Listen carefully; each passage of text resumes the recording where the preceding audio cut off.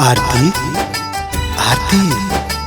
अरे जानू छोटू, अरे तुम कैसे?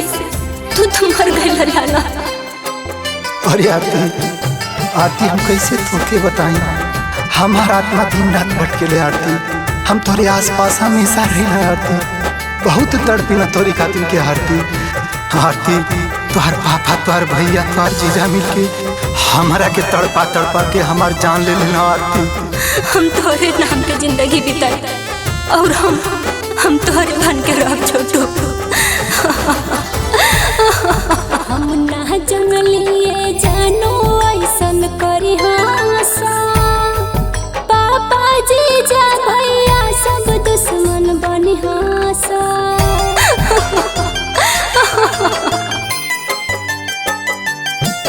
हम ना जनलिए जानो ऐसन करी हासा। पापा जीजा भैया सब दुश्मन बनी हासा। तोहरा बिन कैसे जयब न दिल के हाल बुझला सा। करंटी लगा के हमरो जन्मा लिहला सा। कुछ कहे के मौका तोहरा से ना दिहला सा। जान हो करंटी लगा के हमरो जन्मा लिहला सा। कुछ कहे के मौका तोहरा से ना दिहला सा।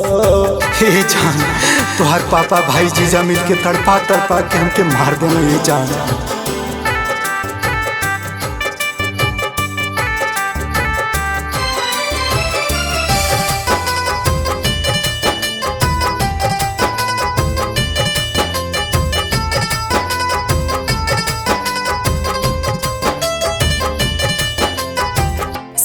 सच के शादी वाला कोई हमसे बात हो। घर के लोग निर्दयी बन के कोई बेसुधात हो।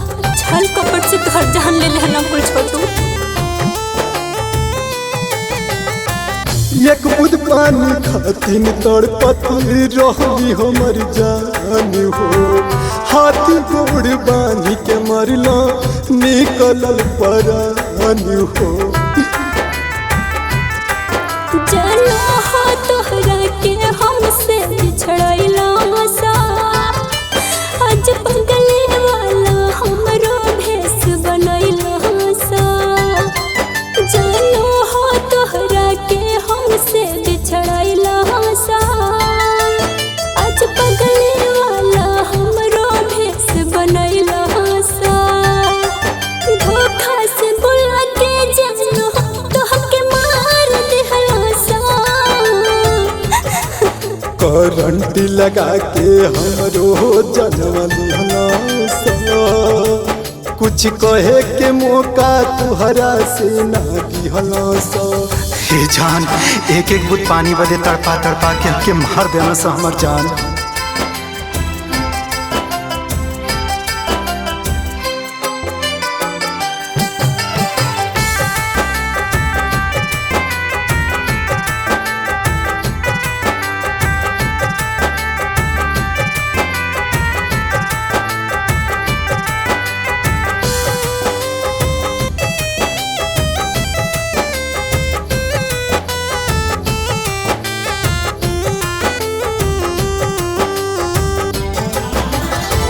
छोटो तोहरा नामे हम हो जेह लगे बेताब। पापियन के सगरे जानो फांस दिलवाए। छोटू जे हमनी के बिछड़ैले बा ओके फांसी दिला के रह।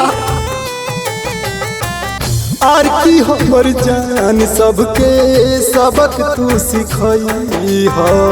प्यार बदनाम न होके सबके बतई हो। ए जान, प्यार के बदनाम मत होके दी हो। और जन्म में जानू तोहरे बन के आई हो। तोहरा बिन जानू हम हो जी न पाई हो। हर जन्म में जानू तोहरे बन के आई हो। तोहरा बिन हम हो जानू जी न पाई हो। खुशी दुनिया हमारो जाड़ दिहला सा। करंट लगा के हमरो जनवा लिहला सा। कुछ कहे के मौका तुहरा से ना दिहला सा।